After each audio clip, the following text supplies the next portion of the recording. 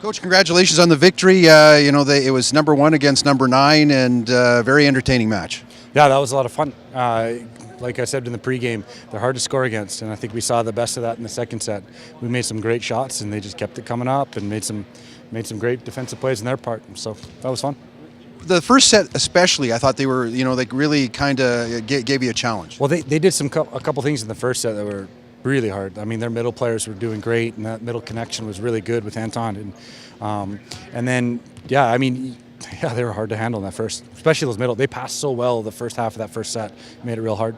What was the difference? Obviously, depth for one thing, but what else?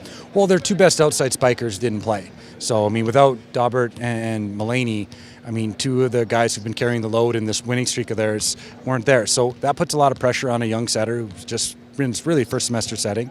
And then it puts a lot of pressure on their middle players. So we were able to really concentrate on those two.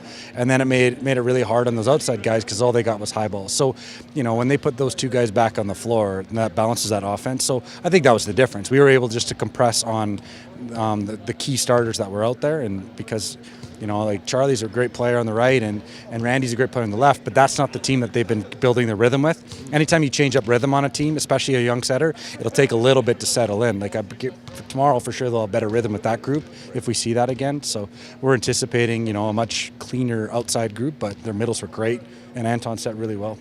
You look at your roster, who performed well tonight for you? Oh, boy. Difficult to answer? Well, I think the frustration we're having is we're putting such a premium on little details right now. And so my eyes are really keen to every little thing that we're missing, and every single guy missed some really important things that we've talked about. So there were some good performances, and I'm sure when we look at tape, I'm going to see what those were. But right now, I just saw all of the little things that are going to cost us big points in the playoffs. And at this stage, 90% of the work is done, but the last 10% is the hardest part. And we have to be better in the little details to win playoff series. And that's kind of where there was lots of guys who played well, but every single guy missed key ingredients to success, and that just is something we got to get better at for next week. Ben, congratulations on a great season thus far. How important was this victory in the grand scheme of things when you're battling UBC for maybe home court advantage in the second or third round? Yeah, on one hand it's everything, on the other hand it's nothing. It's a conference game at the end of the season when we know we're going to be hosting the first 2 rounds. It should be advanced, right?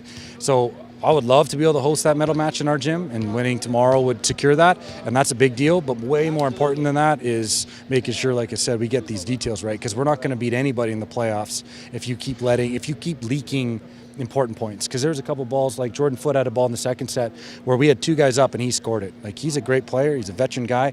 There's enough points that people earn. You can't afford to give them away ones that you're trying to stop. So I think that's the biggest thing for us. Is I would love to have home court, but more importantly, I'd love us to eliminate all of those blunders out of our system before we get there.